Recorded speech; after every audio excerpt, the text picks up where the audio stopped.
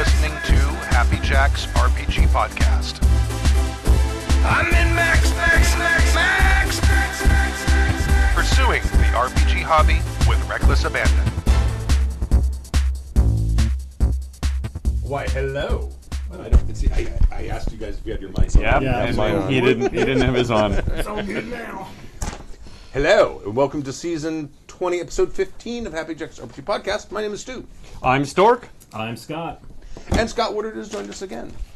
I heard there's something that's been going on in the past week. Yes, we have a Kickstarter going right now. For those of you who are following along at home, the Flash Gordon role-playing game, a.k.a. the Savage World of Flash Gordon, is now on Kickstarter. Just search for Flash Gordon RPG, you'll find it. From Pinnacle Entertainment Group.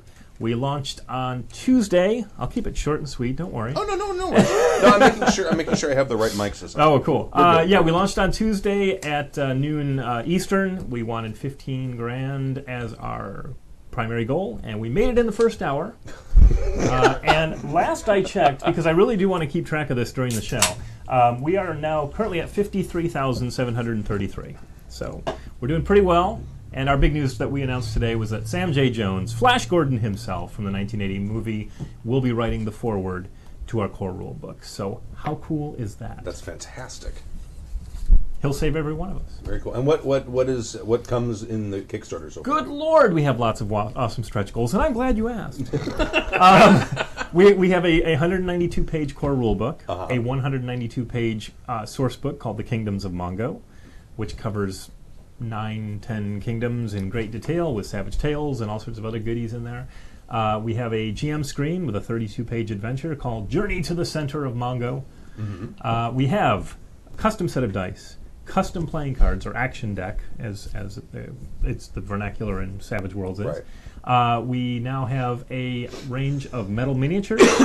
Oh, really? So we have heroes of Mongo and villains of Mongo. Mm-hmm. So it covers main bases. So you'll get your Flash and your Dr. Zarkov, and you'll get Dale and Aura and Ming, and maybe someone else coming up soon with wings. Oh, awesome. And what else have we got? We've got all sorts of new stuff. We've got a new mechanic called the Cliffhanger that we're really excited about. And we've got, if you pledge at a certain level, you'll get this nice brass rocket ship token, and that you use for the new Cliffhanger mechanic. And I'm trying to think what else. Oh, new bennies, custom set of bennies with all original artwork by Aaron Riley. All sorts of goodies. So yeah, go check it out. Everything's up on the site. We've got some more stretch goals and add-ons coming. So just keep pledging, keep sharing, and it's gonna be cool, man. I may have to invest in this because I've been really wanting to run a Barbarella Savage Worlds. You could totally make that work. Yeah. That just showed up on Hulu, I think. Barbarella? One of their new movies on Hulu is Barbarella. Oh, how funny. Yeah. And I don't know if I've ever watched. I think I did see it a long time ago. I've seen it on the big screen, a film print. Oh, no kidding. Yep. Jane Fonda was quite the looker in yeah, the day. Yeah. Absolutely. Back in the day. And it's got Duran Duran in it. It does. Not what you think. No. There's a character named Duran, okay. which Duran Duran took their name from. Got it. So okay. Yeah. Well, that makes sense. Okay. And a guy with wings named Dildano. I have more computer stuff I have to do you? really fast. You want to do the intro in this episode? I'll try to be back before you're done. In this episode, GM topic, making scenes come alive. Eric from Kansas City asks, is magic a GM crutch? Juho Juho from Finland. So I don't know. I know the J would be ya. So Juho. From the Finlands writes in about players narrating after a contest resolution. Andrea88 sends us a gaming horror story. It's a spooky one. We love horror stories. Yes. We've learned more about gaming from the horror stories. It's like you learn more about life from your mistakes. Right. Like a sock in the mouth can teach you a lot more about politeness. Now, do you mean like a sock? Than somebody telling you, sock? Somebody punching you like right in the mouth can teach you a lot more about being polite than somebody telling you, no, you got to be polite. So yeah, learn from your mistakes. And then do the email thing. And then do the email thing. Do you want me to do the email thing? Oh, sure, go for it. You can email us, or these guys anyway, at happyjacksrpg@gmail.com. Social media accounts are Twitter, happyjacksrpg. That's, of course, at happyjacksrpg. And they're also on Instagram, same thing, happyjacksrpg. And watch these guys play live, happyjacks.org/LIVE. How are we doing? We'll see. I had to reboot. I have... Oh, wow, there's the sound. Yeah. Yeah. Used to go through and reboot everything in a certain order. It's alive. It's alive. Yeah, it's gonna work now. Oh, good. Okay. I think. Is it not going out live? Is that No, it's fine. No. The streaming part has been working great. This is like me being able to see the chat room Oh! and other stuff. The Twitchers. Hi, chat room. So, The Twitchers. I kind of wanted to talk about. No, we starting a lot last week or week before last. Well, we missed last week. Remember, we were here last week. I think we were. Don't look at me. I don't think I was. You were here. I had to work. Oh, that's right. That's right. But we started our GMing topic series, and I'd like to talk this time about making scenes come alive, and like the setting, the location, giving that, because you have your PCs and your NPCs, and they're the key part to any scene. But then there's the locations, and it's almost kind of like its own character, or at least it can be, I think. So I'd like to kind of talk about how you can make that set or that setting stand out, give it some depth, and make it have an impact on the scene, if that's what you want to do. Would anyone like to start while I wait for the computer to reboot so I can get my notes? I think that set pieces and areas are often not explored well enough. I think a lot of people just sort of say, you're standing in a house, you're standing in the field, you're standing on a road. Whenever I've been trying to GM recently, I've been trying to bring in all the senses. Like when we did Savage Worlds, they end up in the Fey realm. They appear underneath the trick or tree, which has pumpkins on it, and you pull a pumpkin. Anyway, the point is, I went through and described what the trick or tree looked like, and I also described what they're smelling. It smells because it's a sort of autumnal. It's the Fey court in autumn, so there's that smell of burning leaves, that loamy smell. You hear crows in the distance. There's sort of a wind going through you don't hear any cars, you don't hear anything. You hear wind going through the wheat. And all of that stuff sort of sets that mood and sets that scene. But I don't think a lot of people spend any time working on other than just the visual senses. Sometimes people just say you're standing on the street. And then the players have to go, all right, well, what do I see? It's just a street. There's a building on the left. Well, okay, is it muddy? No. Well, maybe. It's the kind of thing that the GM should think about before they just say, you're here. Right? And I agree with you. And I don't think you necessarily have to be a detailed writer. I think if you just put a little list on your screen, if you have one that just lists the 5 senses, and it's just as a reminder, and you can always just fall back on that. If whether or not the boots are squishing into the mud, or like you said, you can have smells, you can have smoke and fog and all that kind of stuff that we normally a lot of people don't really think about. A lot of times it's just get the characters into the action, and That's right. You're in a tavern.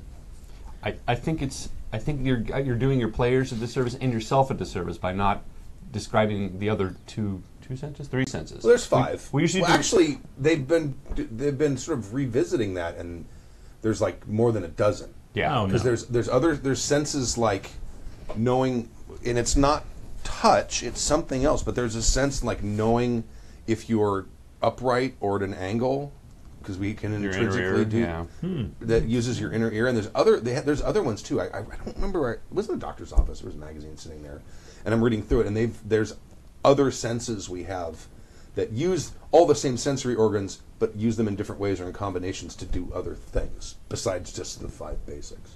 I think that it could be a problem, though, if you go too detailed. Oh, sure. Yeah. Because inevitably you're going to say, oh, and you smell, I don't know, you maybe describe some smell of a tobacco or something. Suddenly somebody's going to say, the last time we smelled that tobacco, but really you've just tossed out that there's the smell of tobacco. Yeah, right. And so now they're looking around the room for some character, or he must be hiding in the building, and it's the smoking man. Yeah, exactly. Suddenly it's a red herring search.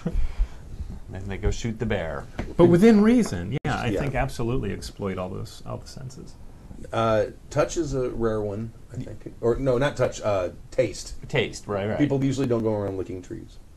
Well, no. Although if you're in a tavern, but if you're in the tavern and you order the food, sometimes it's important because you always have that player. Oh, so what's on the menu today? Oh, you bastard! It's duck. I actually came up with or found a random generation chart just for that guy. So that when they say something, you could say, well, it's duck à l'orange with rice and some sort of soup. I think that one of the editions of D&D actually used up real estate on a DM screen for something like that. No doubt. Which I'm always like, pfft. But then someone asks you, and you're like, oh yeah, it could have been there if it was now there right you could now. have things play up on other senses too. For example, you could say there's a terrible smell and it's making you guys nauseous. Right. So now that's actually elevated the sensory experience. Absolutely. Yeah. I think hearing and smell are two real. I mean, obviously you're going to tell the players what they see, Right. Right. But hearing and smell are two that are often forgotten, and I think can always add something. Mm-hmm. You know what I mean? Like the sounds you're going to hear at a dock, with the boats creaking up against the docks and things like that. Right there, you've elevated the scene immensely. Right. It's like instead of you standing on a dock, suddenly you've elevated that, and now they're in it. Now they're invested. Right. I think it's really important, and all it takes is a couple more sentences to describe what they're smelling and hearing, and maybe even what they're feeling. Yeah, what's the dock? Well, the dock's kind of spongy on you. It's not great. It's kind of an old dock, and it's obviously got a lot of salt on it, so it sort of crunches and spongy, and you're like, okay, it's more info to bring them into the scene. Mm-hmm. And certainly for horror, you can really, really exploit those senses. Absolutely, especially hearing. Yeah. And one of the things that I put down on my notes for this was give the scene or elements within it character by showing its history. Mm-hmm. I put a couple examples. A worn path on the floor of a pub where thousands have walked from the bar to the piss pot. Mm-hmm. Even just like the door handle getting in, it's just old and well-worn, so you can just... Battle scars on the castle walls, things like that. Or if I don't remember where I was. It was when I came back from Gen Con. I went through a couple of airports because my flight home was by no means direct. But I went to one airport that was fairly new and one airport that was not. And the airport that was not had bathrooms like you would expect in an airport that was old. And the one that was new, or like the section of it had just been built maybe, you walk in, it's like, this bathroom looks like no one's ever used it before, ever. And I'm going to live here. Right, there's no graffiti anywhere. Thank you, Dyson, for these incredible devices. But yeah, the little bits and pieces to show the history of something or the lack of history of something, right, in that case, I think can add a lot. If you can take time to come up, almost like when you come up with personality quirks for an NPC. Absolutely. It's very similar. It's like, what is it about this tavern that makes it different from every other tavern? What is it that makes it unique? And if you're the GM, you're spending a lot of time in this world in your head, long drives or whatever it is, you're coming up with stuff. So it should be easy for you to just describe a bit more about the Green Dragon Inn. That's been that inn that you've been working on for all this time. It's really not that much. It's not any more difficult than not describing it. Does that make sense? Yeah. Well, and like I was just thinking, if you were to say the tables are worn, these are ancient tables, they've been used for years and years and years. But if you also say there are hundreds of names carved into the wood, oh yeah, then suddenly it's like, wow, this is really lived in. Mm-hmm. And people come here and they sit and they scratch their name into the table, and it's like now it feels lived in. Absolutely, yeah. So. The smell of wood smoke clings to the wood. Ah, yes. The other thing I noted was to describe surroundings. And like windows, rather than just say there's a window, tell them what they see on the other side of it. You right. see people, the stable boys over there, and the owner of the stable is berating him about something. It doesn't have to be anything that's necessarily plot specific, but there's, this place does not exist in a void. There's other things around it that are going to impinge on the experience that happens within that too. And also, the other, not to just describe who's there, but what they're doing. Mm-hmm. Are there people in the tavern? Are they just drinking, or are they eating, or are they gambling, arguing about politics, playing some kind of game? Someone singing in the corner. Right. Yeah. Especially when they walk in, you're setting the scene. It's not railroady at all. You're setting the scene for them. So, I mean, if you're reading a book recently, just look how they set up a scene as somebody walks into a room or walks into a bar or first meets somebody. See, it's only a couple of paragraphs. If it's a good writer, they don't drag it on and on and on. You can easily copy that format of just what you see, what you hear, what you smell, what they and then leave it at that. Leave it for the players. But it's ostensibly just writing a little intro. And how the people in that environment react to the characters as well. Right. So if you walk into a room and no one looks up and everyone keeps going with what they're doing, that's fine. Or if you walk into a room and there are 3 guys in cloaks who are just staring at you, right, you might feel a little intimidated. So. Or even worse, the entire place goes quiet. Yeah. That might be a perception roll. That's like on Warhammer night at the game store before they moved, when a girl would walk in. Yeah. What just happened? I know you guys are doing something before I walk in here. Oh no. It's open Warhammer night. That's Kimmy's famous story. It's yeah.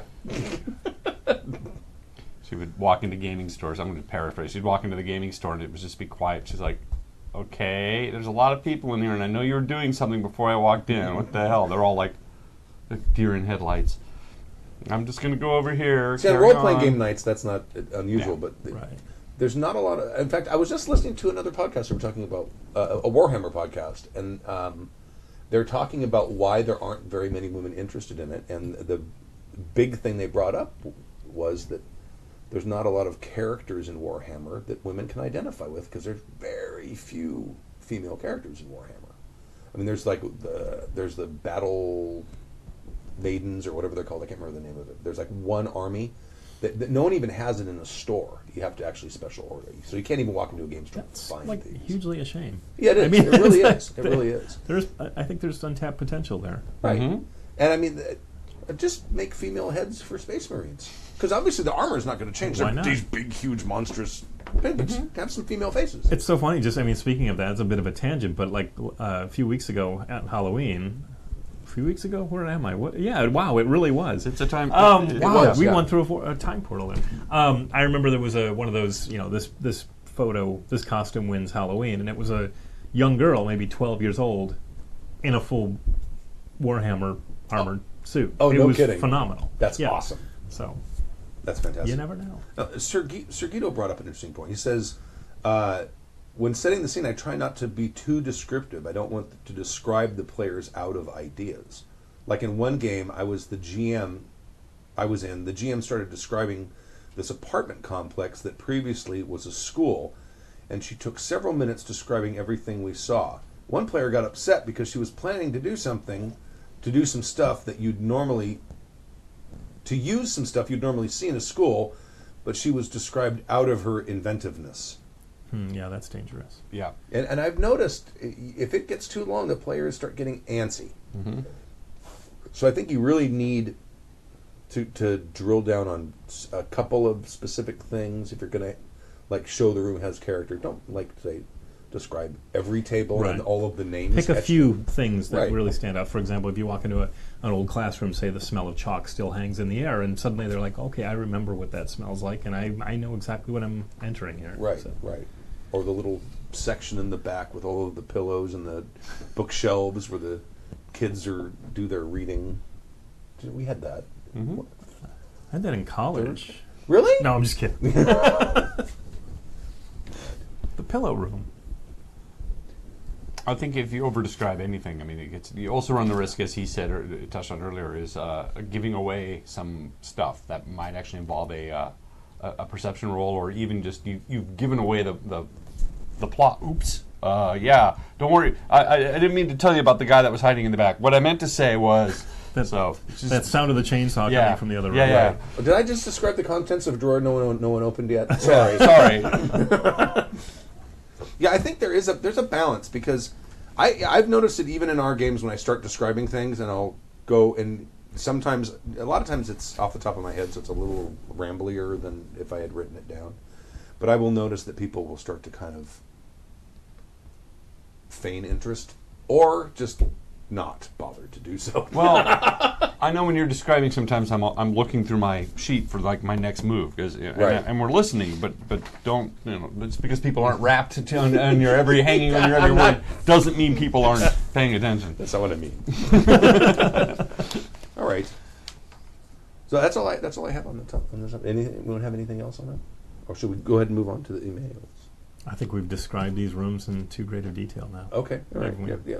Well, the only other thing to do is describing the people as well. Yeah. Absolutely. Yeah.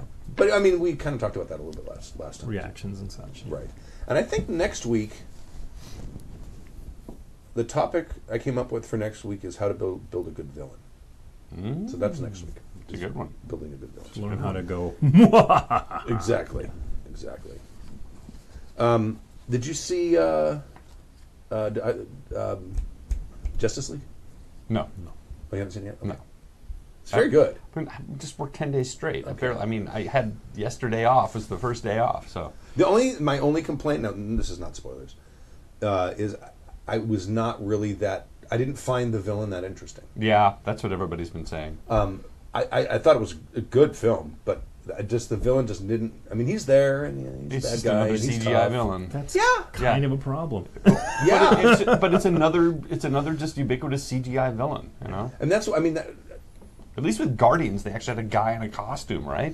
But it's just another cartoon character now. Right, but and I mean, it's kind of surprising me because like Batman always has good villains. Every Batman story really kind of is about the villains because Batman himself is not that interesting of a guy, but the villains are always very colorful, and this was just like, Yeah. so that's next week. I know enough about Jack Kirby's Fourth World to know that he's only one of many that can pop up. So, but it's not that. I don't big know of a what surprise any of to me. that means. I know. I do though, and other people out there do. Because I don't know anything about comic books. I've probably read 20 comic books my entire life, but that includes some important. You were on an X-Men Jag for a while. That's because it was what's his name? It's Warren Ellis's. Oh, yeah. Because he's a fan of our band. That's right. A fan of our band.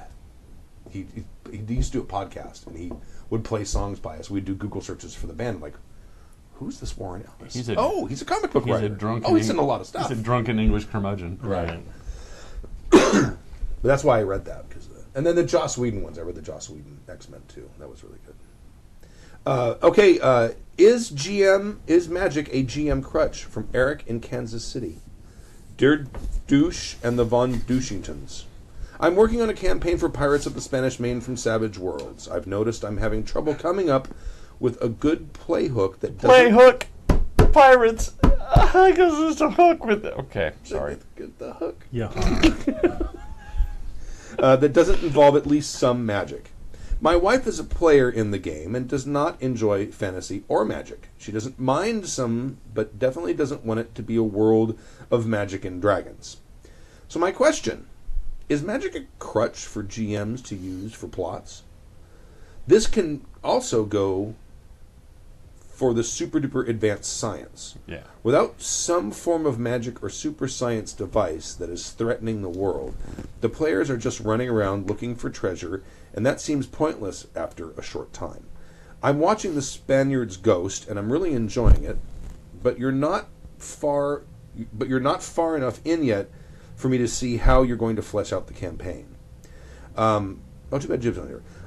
My plan is for this campaign is to not really have any magic except for the main items of evil that I'm modeling after the Six Guns story.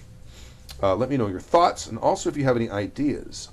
I know I could use a kidnapping or something similar, but really that will only last so long and would get boring, at least to me.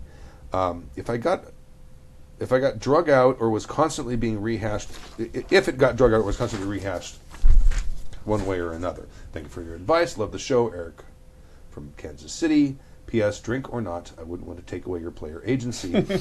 P.P.S. or whatever, I've got nothing. Yeah, that's an interesting point, because I was thinking about this as you're reading, and I'm like, yeah, I always have some sort of somebody summoning an elder god, some Kirby character from the fourth world comes in and destroys the Amazons. There's always something there. I'm guilty of it. Yeah, I see what he's saying. I look at the Pirates of the Caribbean movies, and there's a lot of supernatural stuff in that. But then there's also stuff that there's like the East India Trading Company, and suddenly there's some powerful force with the ability to finance a large number of ships to maintain order and keep peace.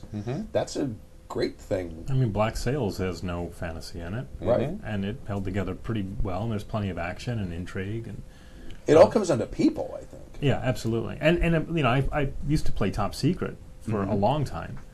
And, you know, granted we would have, I guess, super technology. Yeah, but even so, it was a top secret that was very firmly rooted in reality. So we weren't going for too much James Bond stuff. It really was just intrigue and spying. Right. And I think that one, I mean, that we played that for ages. And I don't think I missed it. It's just because we just had our enemies, and we had nemeses. And right, oh yeah. So I think you can still do it just fine. I mean, you can kind of take a page from Traveller. Because if you look, I mean, if the players are all playing the crew of a pirate ship, that's not an easy life. And Traveller can definitely be that sort of game, a la Firefly. It's like find a job and keep moving. You got to keep your ship afloat. You got to pay into it. You got to, yeah. Right. I was sitting here thinking. I mean, there's a precedent for this already. Any Western from the 50s, 60s, maybe even into the 70s, there's no magic. There's no. Hardly any, I guess, and you could actually just steal a lot of those plots by whole cloth. I mean, the Magnificent Seven basically is a bunch of guys trying to help out the little guy, but there's as you said, there's kidnappings and such, and that never really gets boring because it always leads to something else. But I think if you're stuck, I mean, just go steal the plot from Maverick. I mean, Deadwood went on for years and is coming back. Yep. Oh, is it really? Yes, it is, and that's another one. It's just a straight Western. How is Deadwood coming back with the third season? They're going to do it. Wow. Dig deep. New people. Because basically, it's like, okay, the town we're going to pull up stakes because things are... Yeah, they're doing another one. Because was it Powers Booth that played the big bad guy in that? Was it Powers Booth? I'm not placing. Anyway. I don't remember. Ian McShay. Well, yeah, McShane was in there, but yeah. That's Ingles, right, or whatever his name was. Yeah, Anjinson. That's what isn't that what the guy called him? I don't know. No. What was I haven't actually watched it. Never seen it. Oh no. Revisit it, or visit it for the first time. The Chinese guy with the pigs. No, he called him cocksucker. Never mind. The real McCoy. But anyway, yeah, like you said, there's plenty of westerns out there that have great stories. I mean, if you have strong villains, if you have a lot of intrigue, if you look at it too, if you think about, say, pirates, all of these rival factions, just for a moment, think that those are aliens. Right. And if you, like you said, you compare it to something like Traveller or to a science fiction story, they're still going to have their own methods of doing things that are alien to you. Right. Which I think can really be played up quite well. Even something like The Godfather, because really pirates are just, each one's like a gang. Each one's got their own crime bosses. Yeah. So if you were to like steal the plot of The Godfather, where there's this overarching crime boss who wants to take over all of the shipping and unite the pirates under one, or whatever it is, all of that stuff is really doable. You just have to think a little bit outside the box. Right. Well, I mean, I don't know if is this a historic setting? Is this like does this take place during the Age of Sail? I'm asking. I don't know. I don't know. He's using he's Spanish Main. So yes, okay. What era is that? Is that like mid 1800s, early 1800s? No, it's the 17th century. So so it's much earlier. I don't know as much about that, but there are wars going on. It's not just the Spanish, right? Right. You've got. I'm sure the English are in there too, and they have ships. You don't have America yet. And they were playing games like having privateers. You'd have letters of marque that gave you carte blanche to do certain things to certain people. So my first suggestion would be to develop your world more. If you don't want to throw in something supernatural, figure out what the political factions would be at that period in time, and there's there's naval warfare going on all the time. It's not just pirates running around stealing shit. That's right.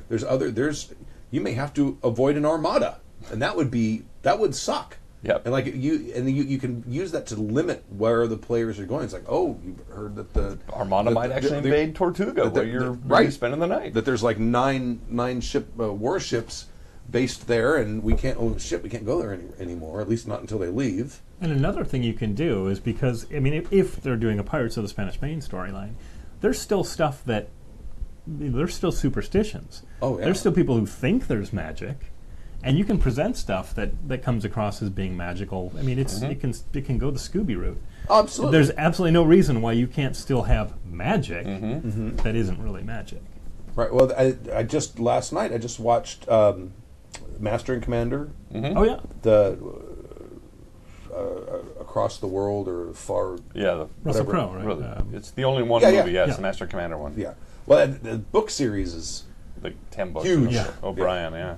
But there's one of the characters in there, one of the young midshipmen or whatever they're called. Everyone gets it into their head that he's cursed. Yep. Because everything's going wrong happens when he's on watch.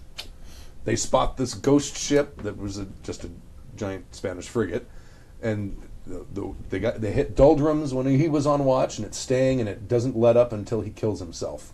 Spoilers. Yeah. But you could have a storyline like that. There's no actual curse, but everyone, the crew, especially if the party is like key parts of the crew, but usually they're not going to be the whole crew, because a crew of a ship is going to be at least 18 or 20, I would imagine, depending on the size of the ship. Yeah, exactly. So there's the rest of the crew. Then there's the political dynamics within the crew itself. There's tons of storylines there. Sure. The mutinies, or they've got it in their heads that so and so's character has a curse. Even Treasure Island, where there were factions. I mean, obviously Long John was playing both sides against the middle here, but he had people on the boat that were on his side, and so I mean, all of this stuff is rife for stealing. And if you were to even copy some of Treasure Island, no one's going to notice, because it's going to change enough in your story. You'd be surprised. I've taken a whole claw. I'm like, oh God, they're going to see right through this. But they never notice. Right. Here's a thought though. When you brought up Traveler, it's something that occurred to me. Traveler gets really boring when you have ship-to-ship combat. Yes. And it gets really boring traveling from one place to another. Now, it looks exciting in Star Trek or even Star Wars, where they're getting fighting and there's laser blasts and all that. But the reality of moving your ship around is really boring. And I have a sinking feeling, no pun intended, that Spanish Main has the same problem. Because again, pirate movies are wonderful, and people are swinging from and swinging on and doing the stuff, and that might be fun once or twice, but for the most part, it turns into a big slog. Well, and it can be really boring. In reality, ship-to-ship combat is two kinds of combat that are happening at the same time, especially if the ships get close. Right. Because you're going to have the cannon fire going back and forth. Right. But you've also got, at some point, we presume, if the fight goes to one side or the other, a boarding action. Yep. You've got guys with muskets in the crow's nest sniping the guys on the other side of in the other boat. I mean, that's one of the things I did with Vast Dominions, is the ships have ship weapons, and there's a maneuvering stuff, but it's still two platforms for the combatants to sit there and have their combat between each other. I guess that's my point, which is you got to make sure that there's a human element to it. Absolutely. Because a Traveler, it gets really boring unless you have a boarding party. But even then, it can turn into a slog. It's the romanticism of a pirate game is great, but the reality of it is, oh no, you're moving your ship, and they're moving their ship, and you're moving their ship, and they're moving their ship, and the pirates fire, and then you take damage, and they're moving their ship, and then finally a boarding action happens. But you just got to be careful, I think. I think what I'm trying to say is that you might want to spend more time on shore, following up leads, and having character stuff, rather than spending a lot of time on the ship. Because, again, it's another day passes, and you guys make rope. Or depending on the contentedness of the crew, you could have a whole adventure that just takes place on the ship, and you don't interact with anyone outside of the ship. Yeah, you could have something like that. There's an assassin, or you could, or some, maybe something. What do they call them? A saboteur. Mm-hmm.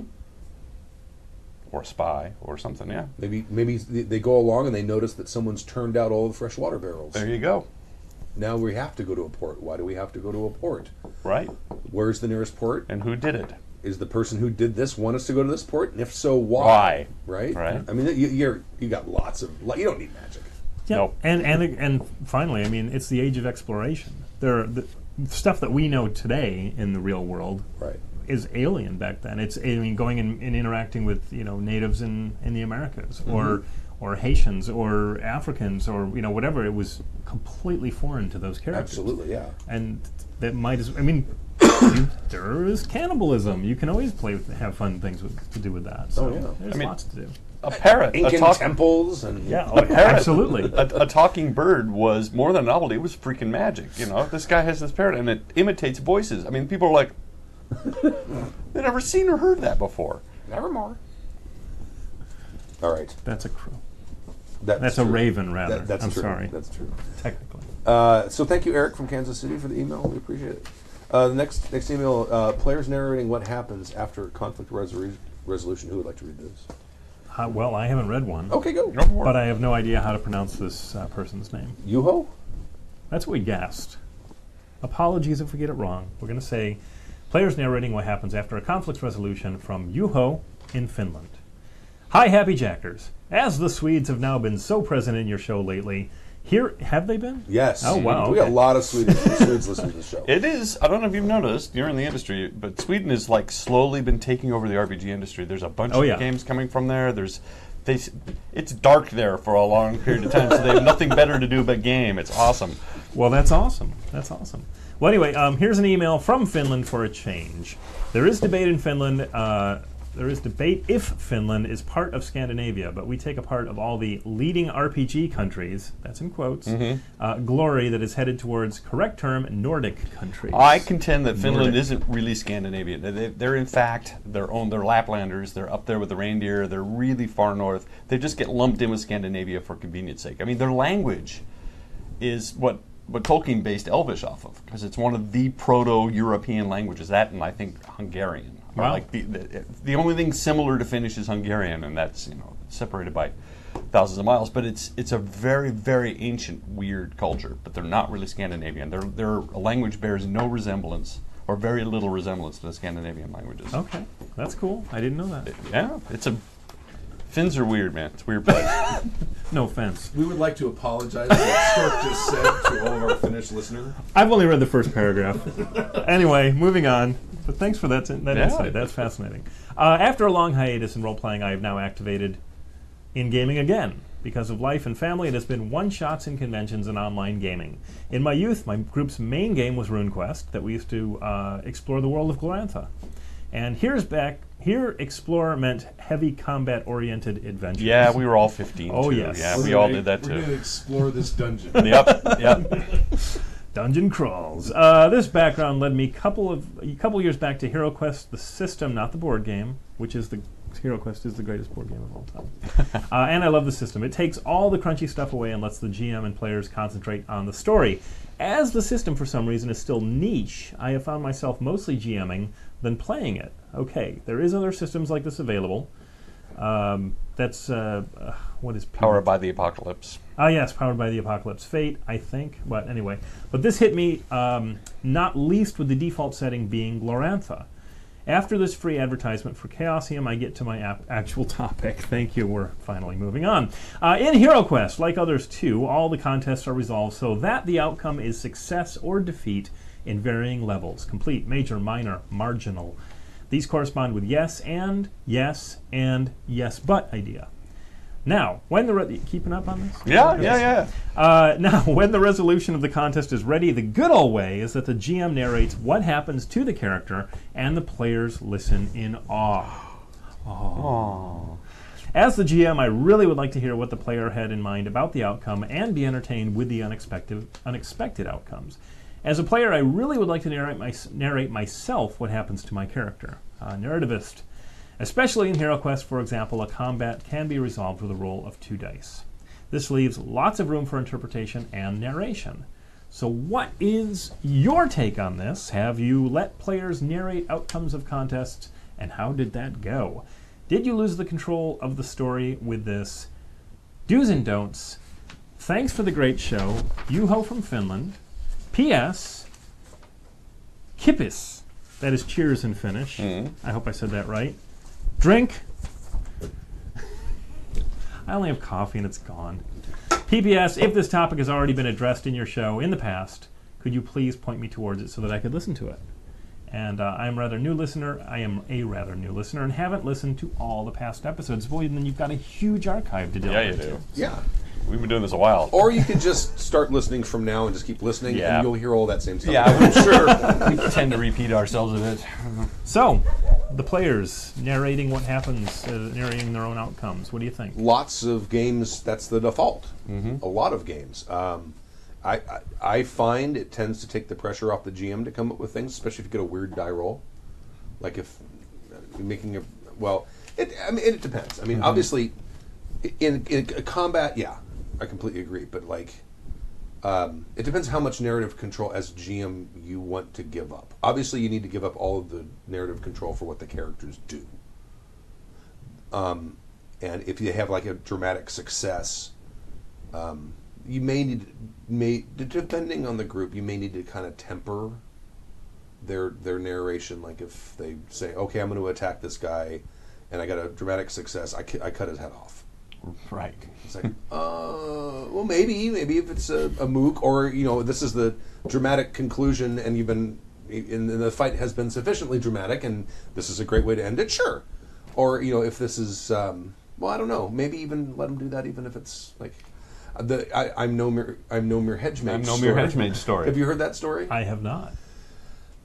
We were playing D&D 5th edition. I had decided that the party had leveled up to, I think, 3rd level at this point, and they were ready to fight with a mage with a fireball. And they're all playing orcs, by the way. Well, not it was half and half. It was half humans, half orcs. But the orcs were the badass. Half humans, half orcs, or half humans. Half the party was humans, half the party was orcs. You knew what he meant. You were just being pedantic. Yes, I was. But I wanted them to fight a mage that had fireball. So I figured they were ready for that. And I'm not a good tactician, so I kind of need to have overpowered bad guys if I'm to even make fights seem like they're not cakewalks. So I'm ready with this guy, and they're in a narrow pass, and he's got a bunch of guys kind of guarding the opening to the pass, and he's sort of back here. And we roll initiative, and I rolled it like a 2. Joy. For the mage. So everyone in the party got to go before him, and they were able to get up to him and have him killed before he was ever able to even cast a spell. It happens. And I had built that up by the party showing up and this guy saying, "Don't you know who I am?" Yep. And then he ended it when the fight began with, "You are facing no mere hedge mage," or whatever, something like that. And then, boom, dead. So it was like, but you know what? It's one of those stories that the players that were in that game always talk about. Right. It ended up being that badass moment for the player characters. It's like the Indiana Jones thing with the guy with the swords. It's the same kind of thing. It's a memorable moment. So if you can have those memorable moments, and it's the players who are giving you that information, or the players who are making that determination, I think generally I would say to go ahead and do it. I tend to do a narrative thing on failures a lot. When somebody fumbles or somebody has a critical fumble, I've talked about this before, I say, "Ooh, that's great. How did you fail? You tell me what you did wrong." And it does a couple of things. It takes the pressure off you from screwing over the character and allows the character to get ownership. And oftentimes they make much worse decisions than you ever would have made. I mean, they screw themselves a lot. You're like, "Oh, that's harsh, man. I never would have done that too." All right, okay. I had come up with that. Yeah, we might have just said you're gun jammed or something like that. But they're like, "Oh, well, I just shot the 3 toes off my right foot," and you're like, "Awesome." Okay, I'm okay with that. I'm out for 6 rounds. But conversely, I actually like a bit of structure. I kind of like. I mean, the reason that hedge mage thing came out so great is that it was dice rolls. It went down to the randomizer, and they won, and that just makes that victory so much sweeter. You're like, it could have easily gone the other way, but that randomizer came up in their favor, and I kind of want kind of a structure. I kind of want to see what the GM has in mind. Obviously, you're telling us you have something in mind. If I'm coming in and constantly rewriting your story, I'm never going to get to what you have in mind. Yeah, there needs to be limits, I think, within what that narration is, depending on the game. I mean, some games that are where GM prep is a collaborative effort. Yeah. That doesn't apply, but I think in most games, I think it's the GM has to have some kind of rein on that, because you've got plans and you've got ideas and right, and things that the players are trying to get to. And it'll be fun. What if the characters run in and they score some critical hit on a villain, and you're like, well, tell me what happens, and they say, well, you said earlier there were these tanks in the room. Well, they all explode. Okay, actually, those tanks. They needed to find out that there was something in those tanks. So we can't have those explode. And now you're going to have to come up with some other way of saying, well, okay, the tanks all explode, and then in the back room, there's this other tank.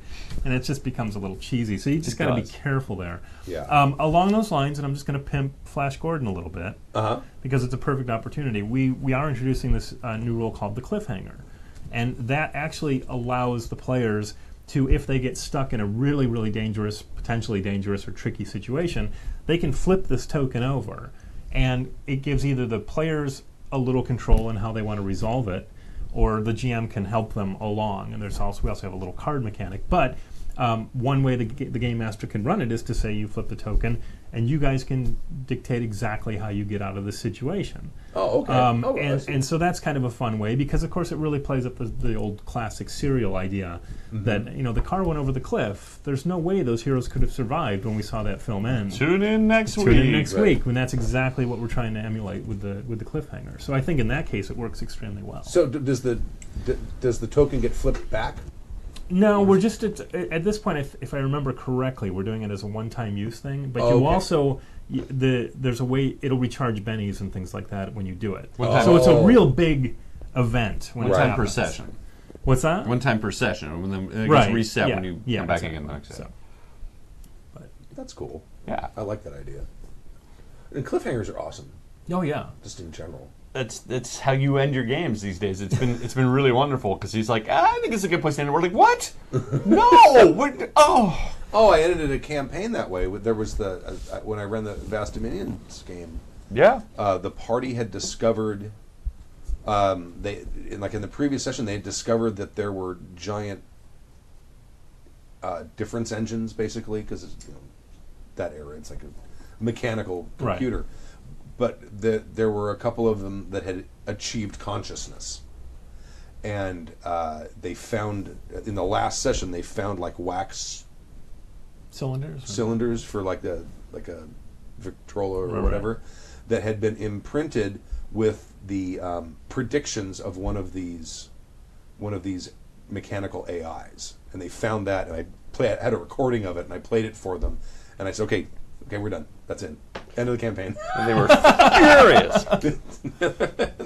And I remember poor Jib is like, no, there's like 3 things I want to do before. I'm like, no. We'll play this game. We'll do this campaign again. And when we do, then we'll pick it up from where we left off. You can have your to-do list. Well, and I think even in a smaller capacity, in Savage Worlds, that's one of the reasons that there are bennies.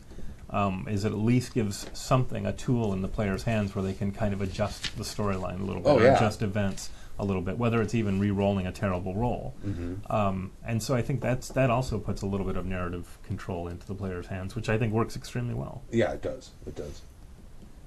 All right. Is that anything else? Any more on this? I don't know. No. Other than the fact that I kind of was looking back into RuneQuest maybe a year or so ago. Remember, they lost their license, and they stripped everything out. Was it Mongoose that published that? Who was that? I think it was. It might have been. They did have it. RuneQuest 2. It's such a mess, the Stormbringer and RuneQuest and all that, and trying to figure out which one is the right one to have and all that. But I kind of have fond memories of that system from back in the day. I kind of like the way their magic works, but I don't know. I remember the magic systems for the different kinds of mages being each system was unique. It was like its own thing. When I was a kid, and we were all playing D&D, and I'm talking like first edition D&D. Right. There was a guy who ran a game store in my hometown, and he was the biggest RuneQuest evangelist that I had ever encountered. He actually used to tell us while we were in the store shopping for D&D stuff that RuneQuest was better, and we really needed to be focusing on RuneQuest. To date, I have never played RuneQuest. I read through RuneQuest 2 because I got that from the drive-through thing. Yeah, and it was crunchy. Yeah, It's a crunchy game. It is. Yeah. It is. No. A gaming horror story. I didn't put who it was from. No. Oh, well, you did here on the very front. Oh, Drail 88. Greetings. Oh, yeah? No, go ahead. Greetings and hello, you magnificent bastards. Drail 88 from Texas here with a recent horror story in honor of the recent Halloween season. Many, many years ago, I wrote to Happy Jacks about a game I was in with my childhood friends. It was a D&D 4E, and the DM was my best friend. The players were his brother, his cousin, and myself. We were all part of a crew called the Monster Movers and specialized in paid mercenary work, aka murder hobo with a permit. Life went on. We all grew up, and over time, that group drifted apart. People moved, got married, had kids, and even though we all talked to one another still, we were never able to meet again and roll dice. Well, the stars aligned one fateful weekend. Months of planning, calling in days off, finding a quiet gaming space, and coordinating all came together to bring the crew back together. We were all playing characters who had previously been part of the monster movies, and we were monster movers, and we were arriving to listen to the reading of the will of the guild leader. I won't bore you with the details of the story, mostly because it would involve reading all the notes that the DM had written at the encounter, all 55 pages of notes. You're shitting me. And here we have the horror. The horror. My friend just so happens to be an author of 3 books, and this shows in his DM style.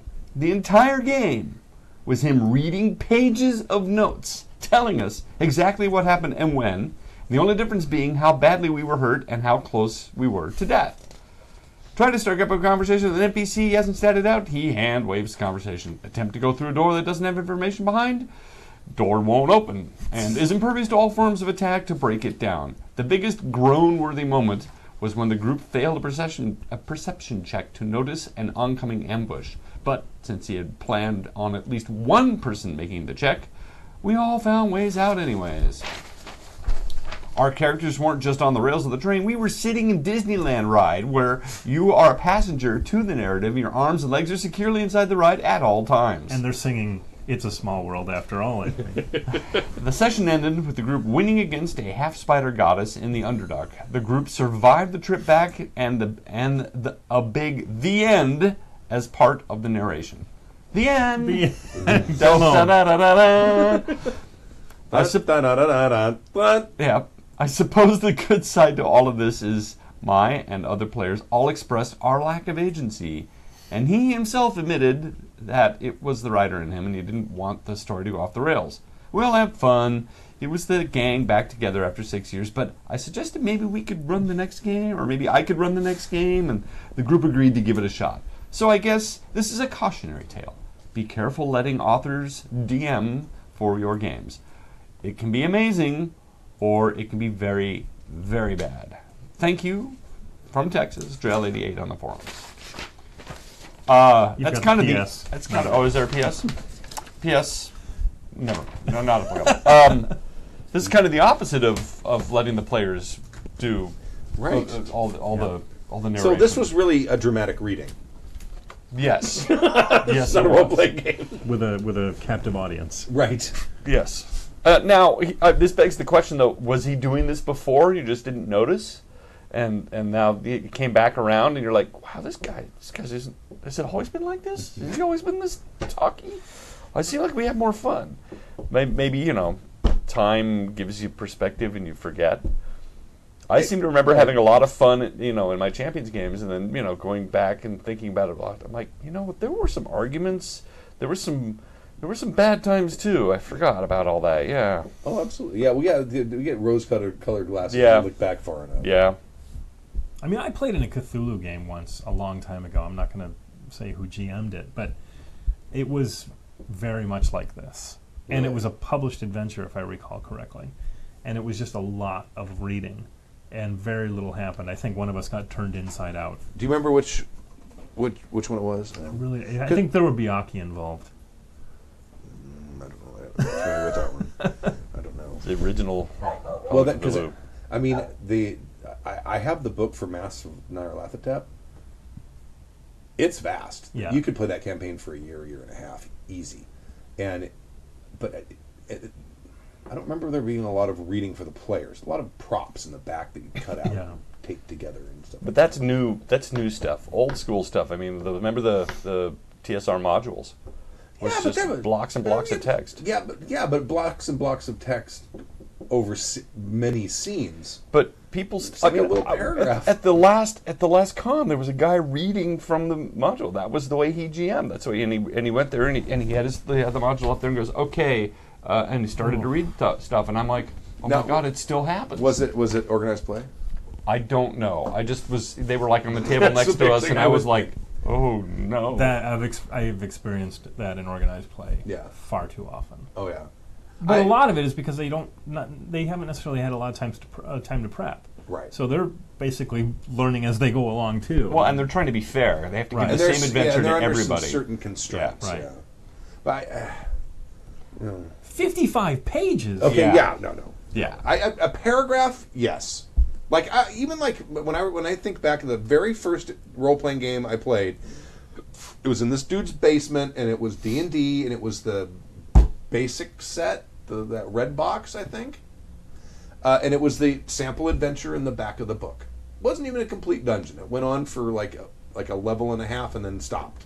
And we were in block text for every description. Yeah. We were enthralled. Yeah. Right. Well, that's true. If it was a first time thing. The first, after a certain amount of time, people get less.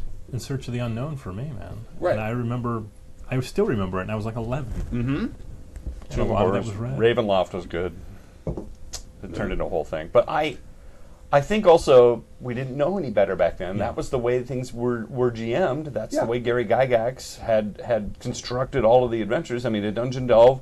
Remember, you'd go through and you'd map out what was behind every freaking door of your dungeon. Graph, paper, Absolutely. pencil. We'd go along with it slowly. Yep. That's what it was, and things have changed a lot. Nowadays we're like, I'm just, I don't even have a map. There's a couple of doors on the corridor, and it smells musty, and you hear scratching. But the point is, I think we've changed the game. Certainly, the games have changed, but also our gaming style and what we want out of the game has changed. Well, if you think about it, we grew up with Choose Your Own Adventure books. Yeah. Oh, which were which Yeah. exactly what is being described here, and text adventures. Mm-hmm. So if you were playing Zork or something like that on your computer, you were reading a lot of description. Absolutely.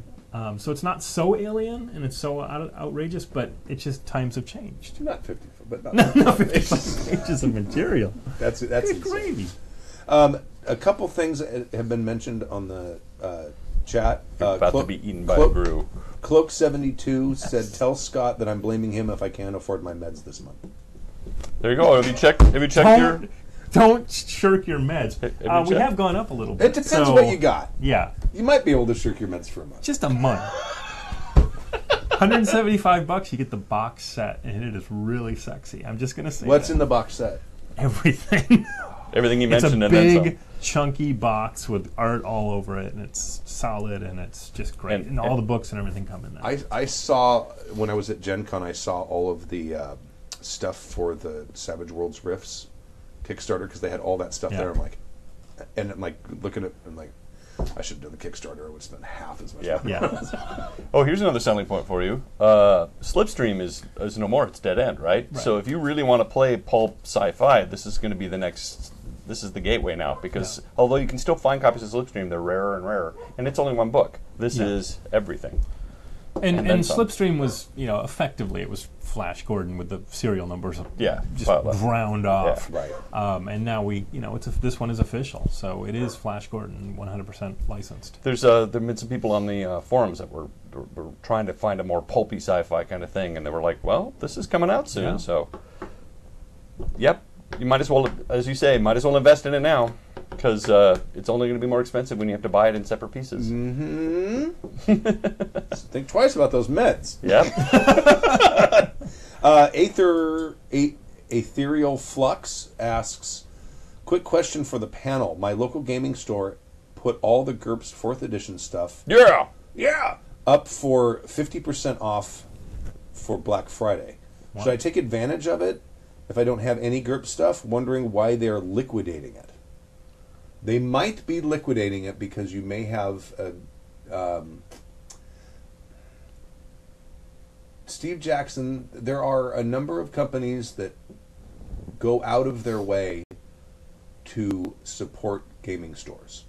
Because for a lot of us, that's how we got into it. And for many people, that's how they find the hobby, is walk into a gaming store, buy a book. We hope they do. I'm a huge supporter of friendly local game stores. And the only thing I can wonder why someone would liquidate, they're not abandoning 4th edition. I've not heard anything Still like very that functional. at all.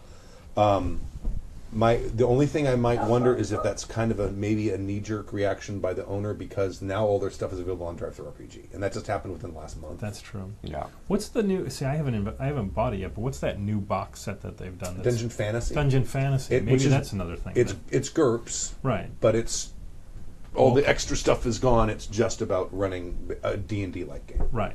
And it really encourages sort of dungeon crawlish kind of stuff, right? That's exactly. Yeah. And we might see more of that. We might see some more of them putting out these boxes where they instead of the sci-fi box. Yes, or right. Yeah. Oh, that's very possible. Maybe that's a direction they're going to go in. I mean, maybe the game store owners heard something at Gamma or something. Well, that could be. When was Gamma? Was it recent? Oh. I think it's a wise investment, personally. Now, oh, absolutely. 50% off. What should they buy if you don't have $500? Because there's a lot of GURPS books. Obviously, the basic set, book 1 and 2, characters and combat and adventuring or whatever they're called. I would, if you're going to run anything modern age, I would get High Tech, which has all modern equipment from probably like the 20s or 30s on. I would buy Low Tech, which has all of your old ancient weapons, including old firearms and stuff like that. I believe there's Ultra Tech, which is all the science fiction equipment. So there you've got equipment statted out for basically anything you'll ever want in those 3 books. Not a lot of fluff. There's not a lot of setting stuff in those books. It's all just stats for the stuff. So that's 5 books. Do they have monster books too and things that they invest in? Or? I don't think they have had a bestiary since 2nd or 3rd edition. Oh, okay. I don't think there's ever. There's some monsters in the back of, I think, the main rule book, isn't there? Am I picturing another game? Not that I know of. Okay. I don't recall there being a bestiary, not in the current iteration of the rules. Although you could find it. I actually own like a 2nd or 3rd edition bestiary because it's a handy book to have. It's like, I need a lion. I don't want to use the character creation rules to make a lion right now in front of everybody. But well, that's a great deal either way. It is. I mean, even if you just want to pick up a few of them and. GURPS Horror is a fantastic book. Kenneth Haidt. So now we're up to 6. Is one of the. These are suggestions. I can go on. He might not have all these. Right. Well, you want more spells? I don't know. I don't even know what it's called now. GURPS Magic? Arcanum or something, or GURPS. I think it's GURPS Magic. And then I think they include alternate magic systems in that too. I haven't cracked a GURPS book in a while. It's a great system, and 4th edition isn't going anywhere. And if it's a really good deal, you might as well get them. I personally like having hard copy books. It drives me crazy going back and forth in a PDF. Working on our game. I'm going back and forth. And it's driving me crazy. I'm hating it. That's going to get worse too because they're not integrating all the changes from the beta into the main book. I noticed that. I downloaded a bunch, and I'm like, now I've got separate PDFs I got to open and go back and forth. Almost all of your complaints about Strife, they've addressed. I noticed. Yeah, I noticed. But you won't see that in the main PDF. So you got to, And it's much easier to find something in a papery book where you can just, it's over here somewhere. Right. And you can open the book and hand it to the player who's looking for something with your thumb on the page. Yes. I mean, there's a lot of benefits, I think, to having a hard copy. Yeah. So even though they're available digitally, go buy the books. Treat yourself. It's a Christmas present. And I think it's a great system. I truly do. Stu is proselytized over it. Prostatized over it for years. And the Mook runs a wicked game of GURPS. And a lot of it is on the GM, but it's not that hard. It's really an intuitive system. Everything makes sense. When you fall hard, and things hurt. And things have range, and it really mimics real life. So it's simple because anything that happens in the real world is addressed in GURPS. Yeah, And even if you aren't playing GURPS, the GURPS horror book is a fantastic reference material for you. Oh. It talks about all the different sorts of archetypes of monsters and how to present that kind of game. There's there's a GURPS mysteries book that I think is written by someone who's either like a detective or worked with detectives or something. So it's all about like the procedure of trying to unravel a crime and stuff like that. It includes there's a lot of good jamming advices for different genres in almost every one of their genre books. I've also keeps. Yeah, I think it's important. I think you can learn a lot from reading other game systems. I don't have a lot of experience with GURPS, but how compatible are the previous editions of GURPS? Very. Oh, really? So, so if you were to get these books, like if you were to get the 4th edition ones, then you basically are unlocking this insane vault of previous books. Oh, yeah. Which is almost infinite. And adventures. Absolutely. Yeah, there's so much material out there. There's a few things that changed. I mean, from 1st to 3rd, you could use it verbatim. Oh, wow.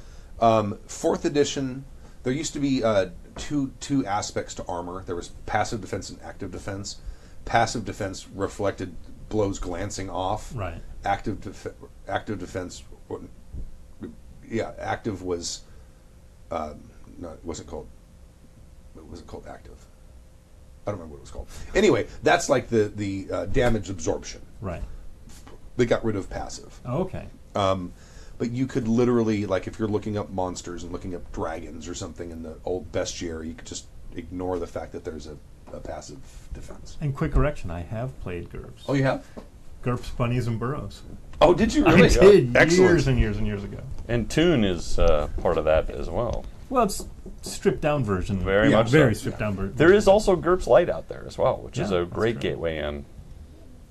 And it's very functional. You can play right out of the box with GURPS Lite. Really, as you say about GURPS, you can make it as granular as you want or not. Yeah. And when you're starting a game, you usually keep it pretty broad. You don't use all of that because there is a rule for everything, for range and falling and everything. But you don't have to use all of them, and they even say that. So don't freak out by how many charts there are in that book. It's all optional, right? Right. So go buy those books. Yeah.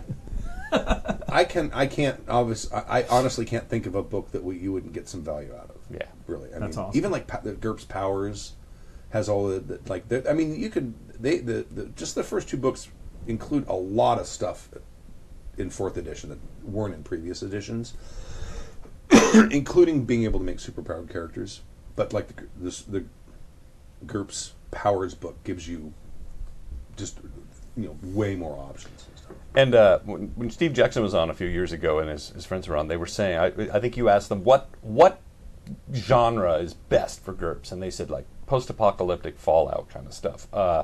Anything like Commandy, which is a comic book reference, anything that has to, because the wonderful thing about the post-apocalyptic is that it has everything from improvised weapons and clubs to lasers to bombs and it really shows off GURPS, and freaking magic can even happen too if you want to do a Thundar the Barbarian.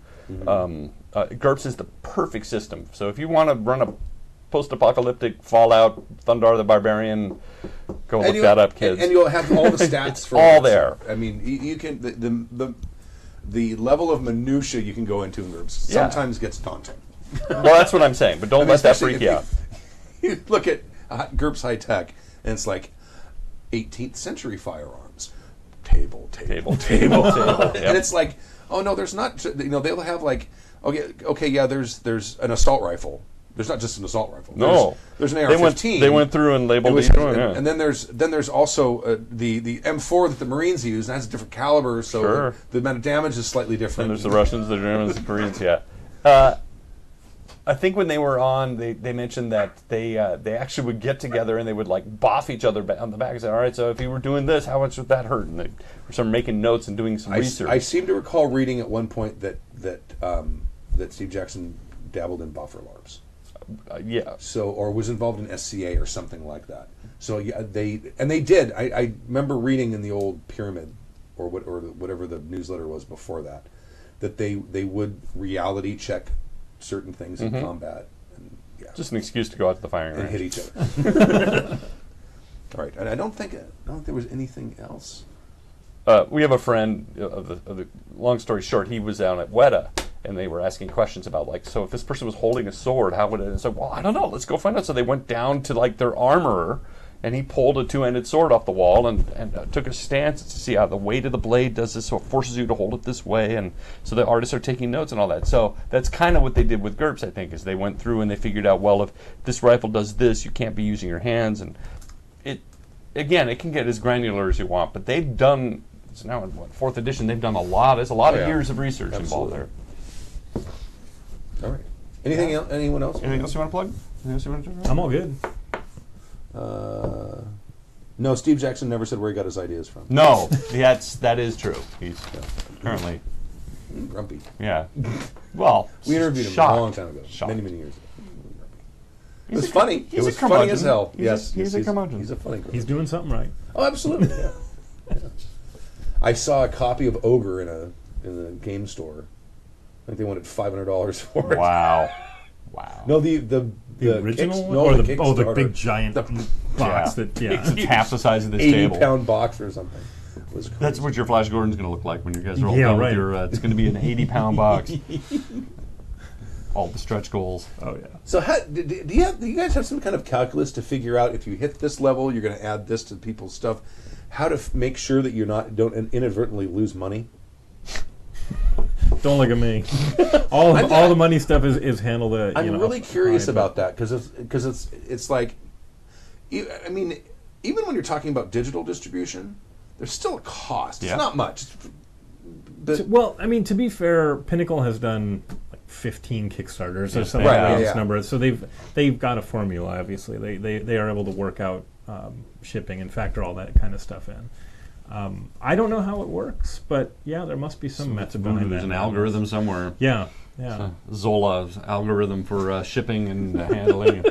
Well, I'm sure everything that is a stretch goal and all of our add-ons has a dollar value, and they've probably calculated that way out, so that they know they can't get too far in. We've all heard the horror stories, you know. Yeah. As if you're doing it yourself, it's that people forget that shipping overseas costs it's expensive. a truckload, and if you don't factor that in from day one, We did a you lose money. one-page adventure contest.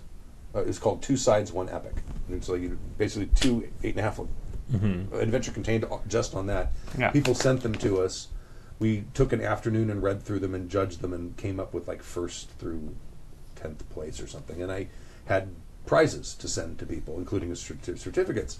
And most of them were in the United States. And it was, I mean, even if I was sending them like a game book or something, it was like $4 or $5 shipping. Right. Then you get to like Israel and England and Japan. I think one went to Serbia. Yeah.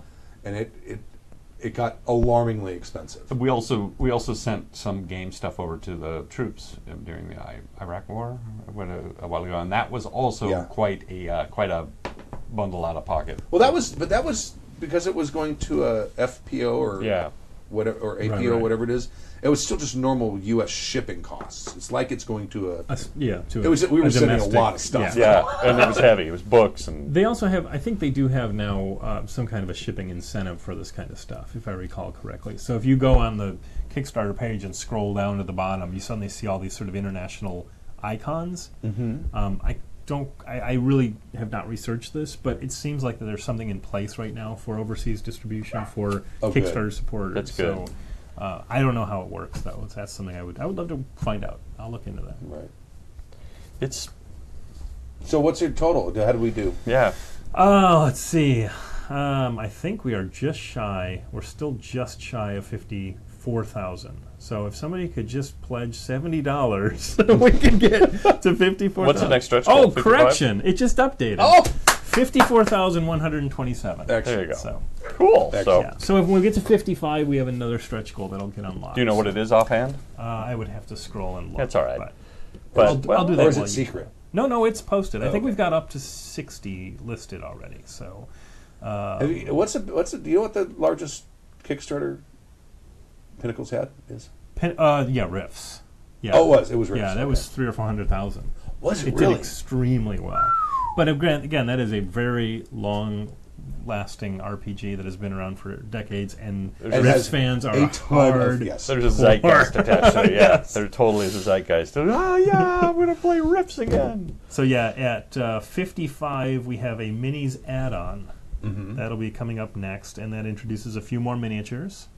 And then we've got up to 65 listed right now, and at 65, for example, we're going to do our cliffhanger cards that'll be printed cards.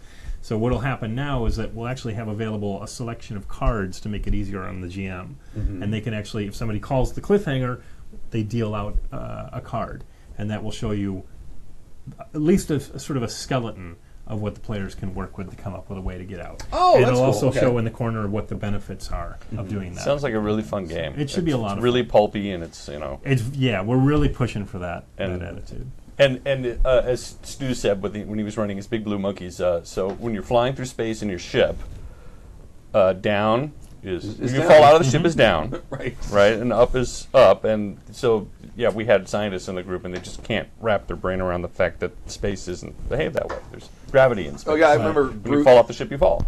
Bruce, who is like a rocket scientist, is like, well, what happens when we go into orbit? And I'm like,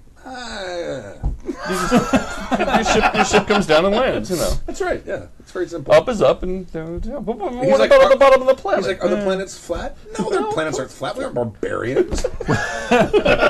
Well, it's funny because, like, in regards to Flash Gordon, everything is set on Mongo. I mean, we made this sort of it's really sort of an encapsulated universe, and it's all set on the planet. However, maybe down the line, there are 2 moons that are hinted at in the original stuff, in the original source material. Oh, really? There are 2 moons over Mongo that I would love to explore. Shush. That sounds like Shush. a Denny's dish. 2 moons over Miami. 2 moons over my Mongo. We would have to, I guess that's the name of the source book. Yes. 2 moons over my Mongo. And in the original comic strips, Flash actually goes back to Earth and introduces Mongolian technology to Earth, and I would love to explore that too. And we do not really go into that too much in the Right. current iteration. So the more success we have, we might actually start spreading out a little bit. That's fantastic. So, yeah. I'm very excited. Yeah. So what's the level you have to be at to get everything? 175, I believe, is the box set, and it's a packed box set. It'll keep updating as you guys add stretch Yeah, goals. yeah. So Okay. you'll get all sorts of really phenomenal goodies. And there's also So if offer a lot anything of breaks stuff you, it's and- gonna be that yeah, one. You're right. 175 bucks. There are higher levels. We do have a really high level. I think it's the $500 level, and that has we're giving away original Flash Gordon comic strip newspaper. Like actually sheets. The Alex Raymond stuff? Yeah, Wow. the originals from I think we got San Francisco, New York, Wow. Chicago. Wow. We have a few of those we're giving away at that level. And if you go to Gen Con, Those are worth $500 by themselves. Yeah. Seriously. Seriously. and if you go to Gen Con, I'm running a special Flash Gordon game, so you'll get to play in that game, and it's going to be sort of a celebrity. Was game. that Alex cool. Raymond or Hal Foster? It's Alex Raymond. Alex Raymond, right? yeah. Hal Foster So- did Prince Valiant. So look at the higher levels, and you'll see even some more exciting stuff in there. Wow. Master Vidar says that Savage Worlds Rifts hit 438,000. Yeah, 438,000. Yeah, it was unbelievable. So you're looking to break that record. I would love to. Well, of course, we're always thinking we want to break the 7th sea record. How much? What is 7? It was well over 1 million, if I remember right. yeah, Was it I think so. 1,000,003 or something like Yeah. that? I can't even remember what John the Wick total has was. finally made his millions after Yeah. being Mistreated for so long. If he organized and did all of his number crunching correctly, Yeah. he may find himself $10,000 poorer by the time everything is Still waiting on my floating vagabond. Yeah. I'm so disappointed. Yeah. Well, Anyway, John has been very kind to us. He actually gave us a little bump at when we first promoted Oh, that he it did? was coming. Cool. So love you, John. Is he still local? Or is he? No, he's in Arizona. I He's in think. Arizona. yeah, he moved. I know he still comes to the local cons here. Yeah, he comes to a lot of concerts. We actually have Travels mutual around quite a friends bit. in common, but I actually played a game with him, and his reputation is exaggerated. He used to run a lot of the old school Yeah. 7C games at Strategicon. I remember that for a fact. Oh, really? Oh. That's what he was running when I was there. I wanted to meet him. I wanted to find out what all the hubbub was about, and he gave me a little taste. It was. I'm just checking. I just want to see how much the 7C was. Oh, it's way up there. And of course, it swept the Ennies. 1.3. Yeah, I was right. 1.3 million. Wow. That's crazy. All right. I mean, there's not enough stretch goals to cover that. What do you do? They were going to make a movie. That's no, I kid you not. That's one of the stretch goals was they were going to actually make a feature film.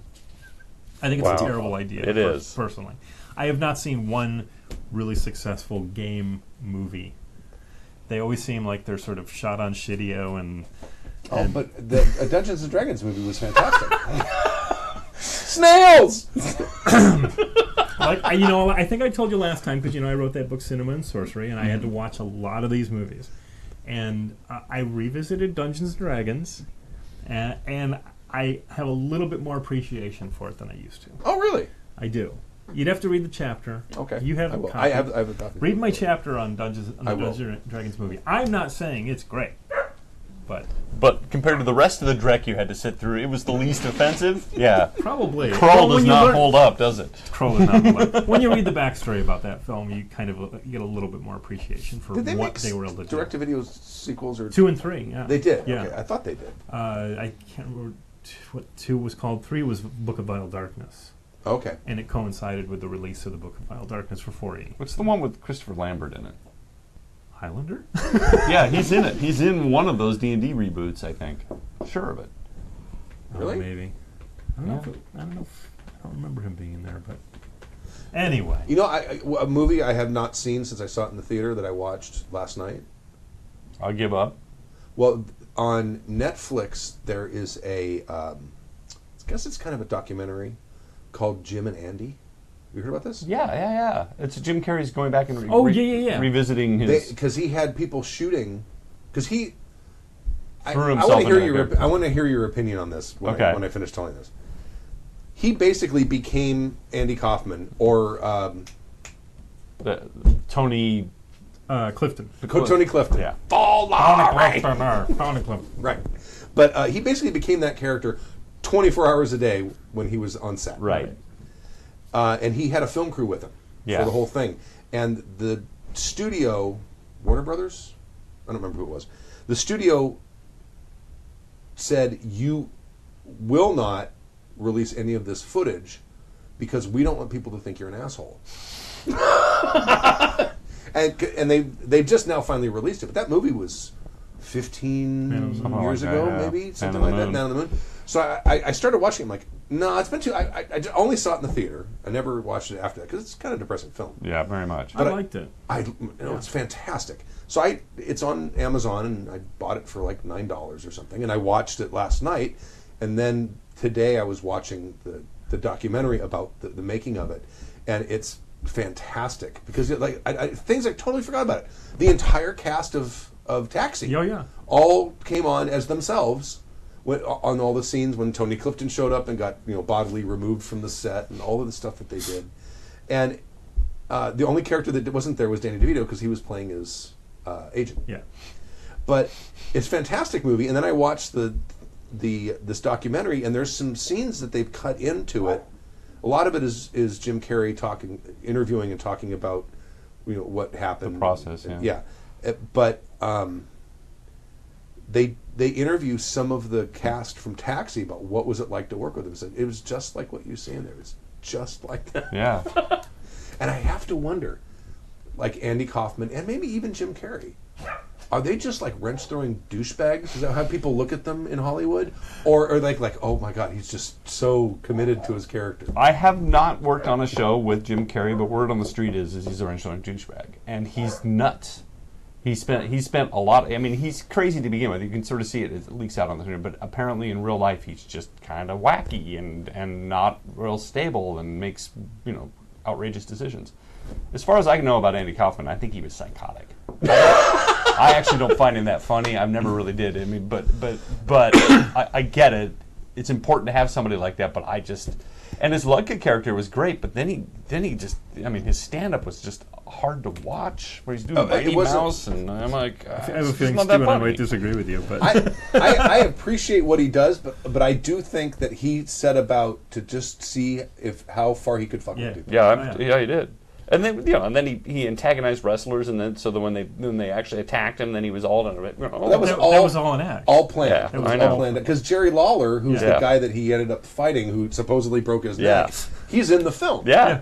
And he's also in that documentary. And they were I know. great friends. Yeah. Yeah, to the end. It's just It was very meta. very. Yes. That's a very good way to put it. He was but- meta before there was meta. And I think the whole arc of Tony Clifton is freaking fantastic. Yeah. The fact that everyone thinks it's him, and it is him sometimes. It was him to start with, and then it was. And his sometimes agent. it's Bob Zmuda. Yeah. Yeah. And then they had that he was getting booked on these big shows thinking, oh, we're getting Andy Kaufman. No. Sometimes it wasn't him. Yeah. Sometimes he was in another part of the country. Just laughing and his it was- ass off. Yep.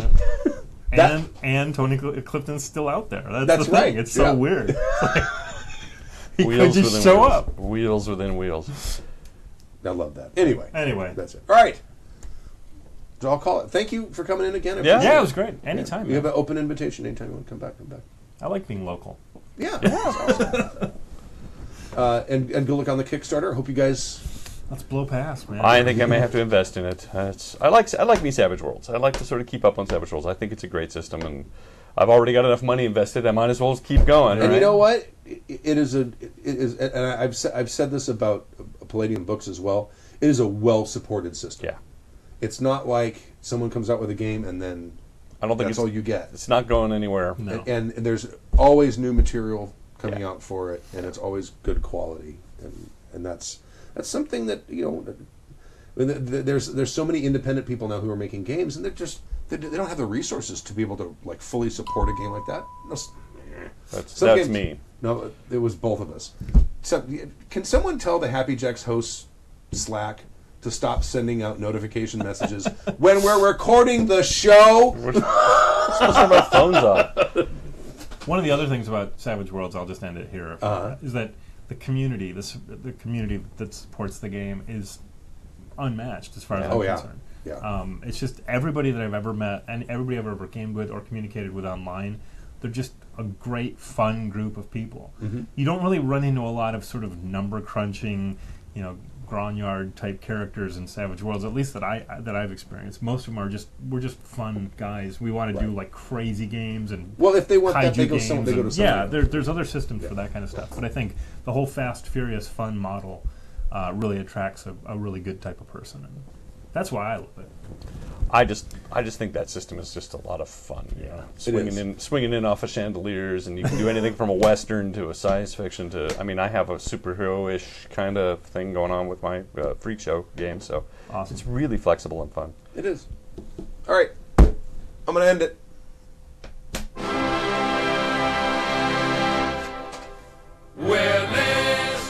Thank you for joining us for season 20, episode 15 of Happy Jacks RPG Podcast. My name is Stu. How soon we forget. My name is. Stork. And I'm Tony Clifton. Very famous comedian. That's it. We'll see you next week on Friday, 8 p.m. Pacific time. HappyJacks.org/live. Live. Sunday we're playing Get Kid Rain. Monday they're playing something else. I don't know. And then Wednesday, I think it's going to be Razor Ridge. People are very looking forward to That's it. right. I Yes. think Razor Ridge has been a perennial favorite. They had to postpone. We've had a lot of postponing, holidays and stuff. Thank you very much. We'll leave it a song.